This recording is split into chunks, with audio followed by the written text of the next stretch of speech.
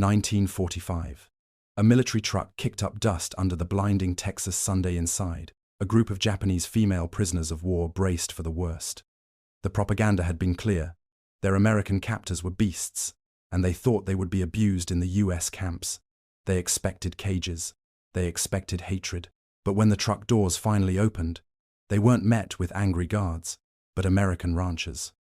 And in their hands were trays loaded with sizzling hamburgers and ice-cold bottles of Coca-Cola. It was a simple offering that shattered everything they were taught to believe. They had been trained for cruelty, but they were not prepared for kindness. Before we find out what happened next, if you believe kindness can be found in the most unexpected places, hit that subscribe button for more incredible, untold stories from history. And let me know in the comments where you're watching from. It's fascinating to see how far these stories of humanity can travel. The world had shrunk to the stifling confines of a military transport truck, its metal walls vibrating with the groan of an unfamiliar engine. For Aiko Tanaka, the rhythmic jolting was a dull metronome, counting down the seconds to her dishonor. She and the other nurses of the Imperial Army Medical Corps sat in silence, their shoulders pressed together, their tattered kimonos clinging to them in the oppressive heat. Their hair, shorn short in the military style, felt naked under the harsh foreign Sunday. They were prisoners. The war was over, but their fight for dignity had just begun. When the truck finally shuddered to a halt, the rear doors swung open, flooding the darkness with a blast of white-hot light and swirling dust. Texas. The name of the place was as alien as the landscape it represented. A flat, endless expanse of baked earth under a sky so vast it felt like a judgment. As they were ordered out, Aiko kept her gaze fixed on the ground, her training a shield against the humiliation she knew was coming. The propaganda posters were seared into her memory, monstrous American soldiers with cruel grins and leering eyes, their shadows falling over broken Japanese women. She braced herself for the taunts, the prodding rifle butts, the cold, clinical cruelty that was the right of the victor. Her eyes flickered up, catching sight of one of the guards. He was young, with a smattering of freckles across his nose and a tired slump to his shoulders, but he was smirking as he scanned a clipboard. His name was Ben McAllister, though she did not know it then. To her, he was the face of the enemy, and his smirk confirmed every warning she had ever received. Aiko's heart, already a tight knot of shame and fear, hardened into a cold, dense stone. She would not cry, she would not beg, she would endure, she would show him, and all of them, the strength of an imperial nurse. But the expected cages never materialized. There were no barbed wire pens, no hastily dug pits. Instead, a stern-faced officer led them past a mess hall and toward a row of simple wooden barracks. The air inside smelled not of sweat and despair, but of fresh-cut pine and clean hay. Each woman was assigned a narrow cot, a mattress stuffed with straw, and a folded quilt. Aiko ran her hand over the patchwork of faded fabrics, calico, gingham, flannel, stitched together with neat, even lines. These were not military issue. They were made by hand, by women in their homes. It was a detail so small, so intimate, it felt like a mistake, a crack in the brutal reality she had prepared for. That first night, as the sun bled across the horizon, casting long shadows that looked like grasping fingers, a woman entered their barracks. She was older, with soft grey hair pinned in a bun and flour dusting the front of her apron. She carried a large, steaming pot that filled the room with the rich aroma of beef and vegetables. Her name was Mrs. Evelyn Harper, and her face was etched with a sorrow that Aiko recognized, a grief that transcended language and allegiance. Mrs. Harper ladled thick stew into tin bowls and handed each woman a slice of soft bread. She moved with a quiet grace, her eyes offering a compassion they did not understand. Leaning down to one of the younger, trembling nurses, she spoke, in slow, broken Japanese, the words carefully practiced. "Eat," she whispered, her voice gentle. "You're safe now." Aiko watched, her spoon frozen halfway to her mouth. Safety was a luxury she had forgotten. The stew was warm, the bread was real, and the kindness was an incomprehensible assault on the fortress she had built around her heart. It was a gesture of mercy she could not reconcile with the enemy. She ate, but the food felt heavy, laden with questions she was too afraid to ask. The next morning, the questions only multiplied. The prisoners were gathered in the dusty yard outside the mess hall when Ben McAllister's truck rumbled into view. The women tensed, falling silent as he hopped out of the driver's seat. He didn't carry a rifle, He carried a wooden tray, then another and another, setting them down on a long picnic table. On the trays were rows of hamburgers, the patties still steaming on soft buns, and dozens of dark, sweating glass bottles, filled with a bubbling liquid. Coca-Cola. A collective paralysis fell over the women. It had to be a trick, a new form of humiliation, a way to mock their hunger with food they couldn't trust. One of the nurses began to weep silently, her shoulders shaking. Poison. It had to be poison. A final, cruel act to dispose of them. Aiko stared at Ben, her eyes narrowed, searching for the triumphant cruelty she expected. But he just looked tired.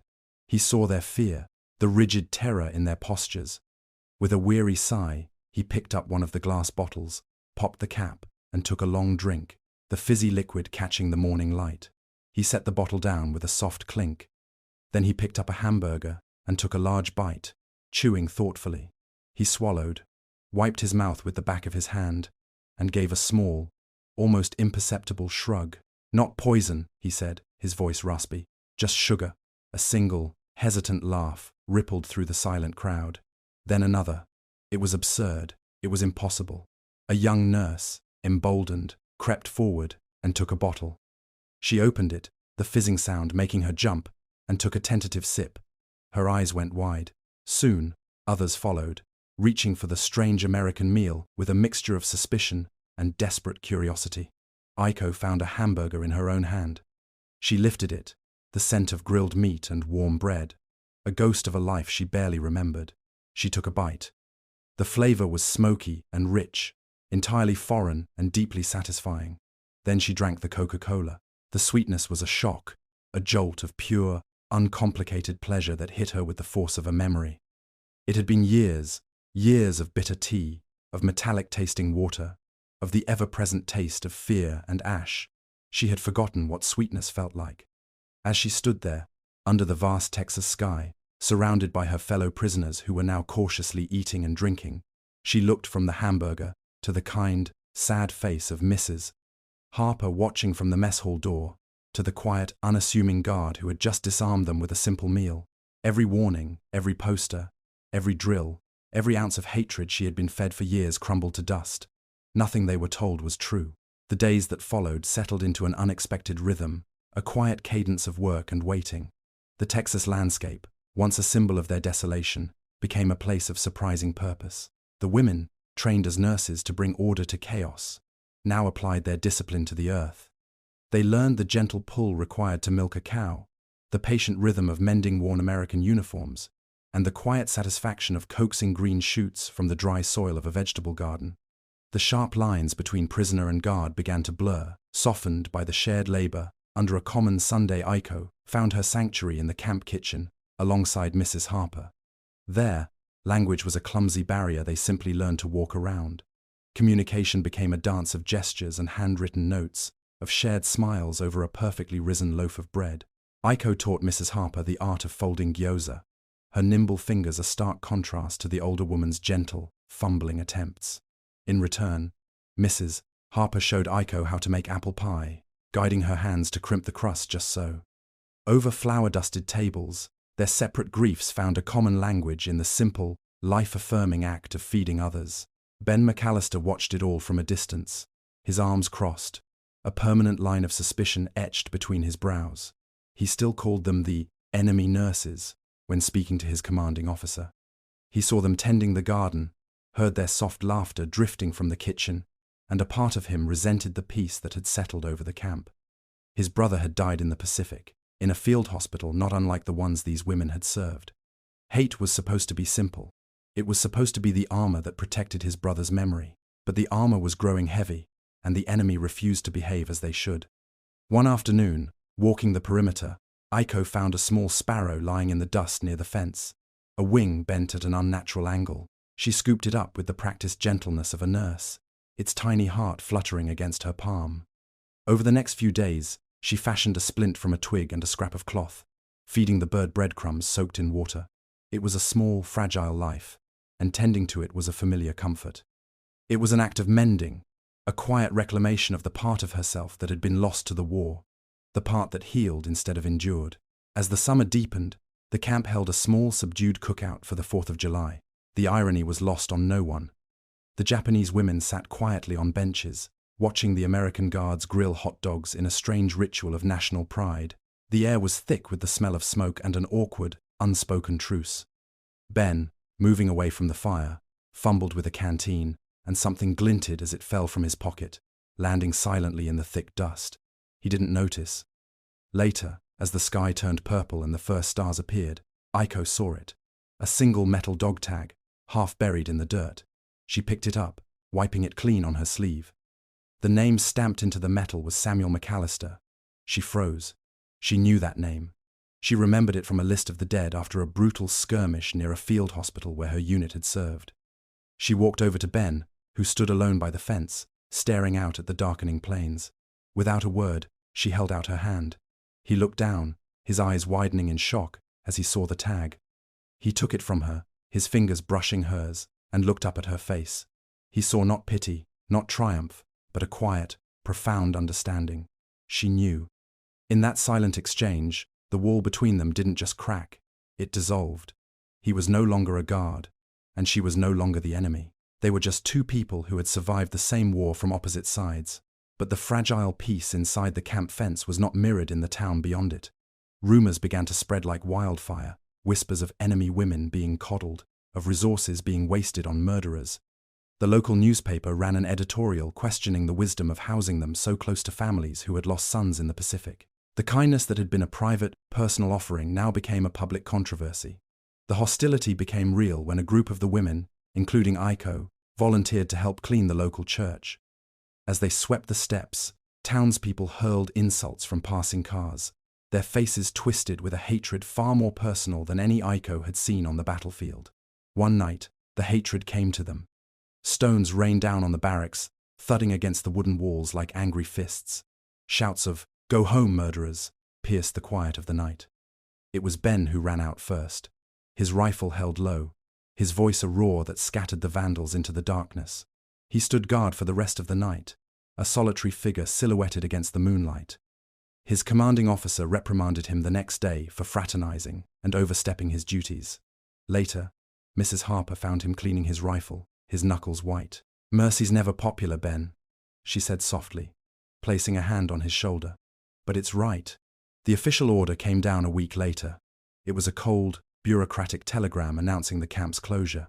The women were to be repatriated. The experiment was over. Their last day was a flurry of packing and quiet goodbyes. Aiko found Ben by his truck. The air between them was thick with words they didn't know how to say.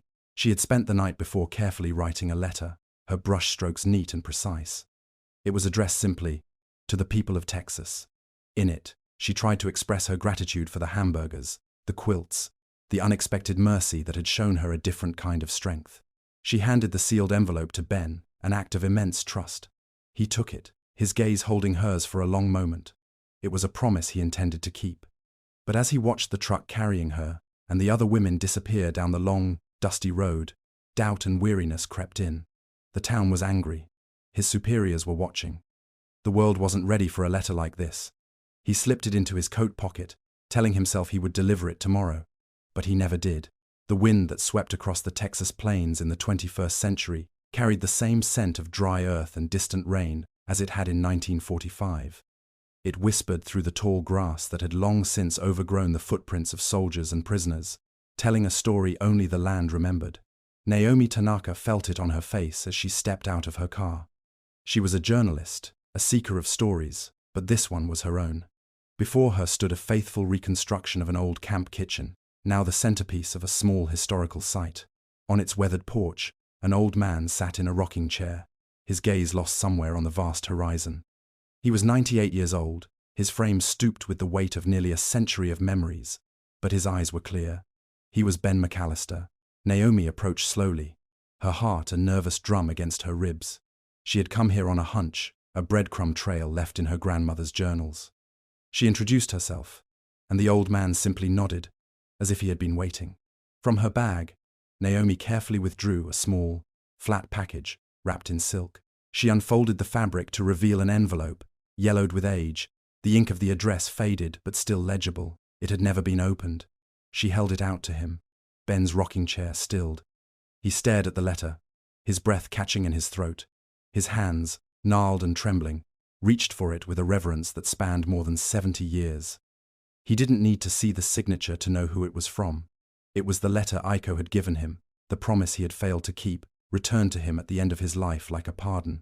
Together, they sat on the porch as Ben's shaky fingers broke the seal that had held for a lifetime. The paper was brittle, threatening to crumble at his touch. Naomi gently helped him unfold it, her own hands steadying his. He held it up, his old eyes squinting to read the elegant, precise characters. Naomi read the English translation aloud, her voice soft but clear, letting the words fill the space between them. "We were taught that victory was the only honor," Aiko had written. "But you have shown us that mercy is stronger than victory. We expected chains, but found hands. We feared hate, but found eyes that looked back kindly." The letter spoke of the simple things: the warmth of a quilt, the sweetness of a cold drink on a hot day, the quiet dignity of being treated not as the enemy, but as human. It was a thank you, not just from one woman, but from all of them. A tear traced a path down the deep canyon of Ben's cheek. He looked at Naomi, his voice a raw whisper. "I never stopped wondering what became of her. I kept the letter. I was ashamed. I should have delivered it." He had carried the weight of that silence for decades, a small private failure in a life of duty. Naomi reached out and placed her hand over his. "You don't have to wonder anymore," she said. She went home and opened a clinic for war orphans. She spent the rest of her life healing people. She always said that Texas taught her how. In that moment, the story was complete. The act of kindness had not ended when the camp gates closed. It had rippled outward, creating a legacy of healing half a world away. Inside the small museum, they placed the letter in a glass display case, where its story could finally be told. Above it, a simple plaque read, "When enemies shared a meal." A folded American flag, encased in a triangle of wood, hung on the wall nearby, a tribute to the soldiers who had served there. Ben stood before the display, his back straighter than it had been all day. Slowly, he raised a trembling hand to his brow in a final, crisp salute.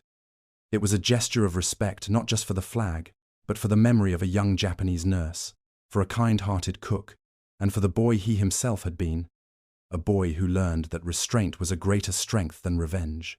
Then, for the first time since Naomi had arrived, a soft, genuine smile touched his lips. It was the smile of a man at peace. Outside, the wind continued its endless journey across the plains. Near the foundation of the old barracks, half hidden in the dirt, a small rusted piece of metal glinted in the afternoon sun, a Coca-Cola bottle cap. Nearby, protected under the museum's eaves, hung a faded photograph. In it, a group of smiling American cooks stood shoulder to shoulder with young Japanese women, their faces bright with a shared, uncomplicated joy.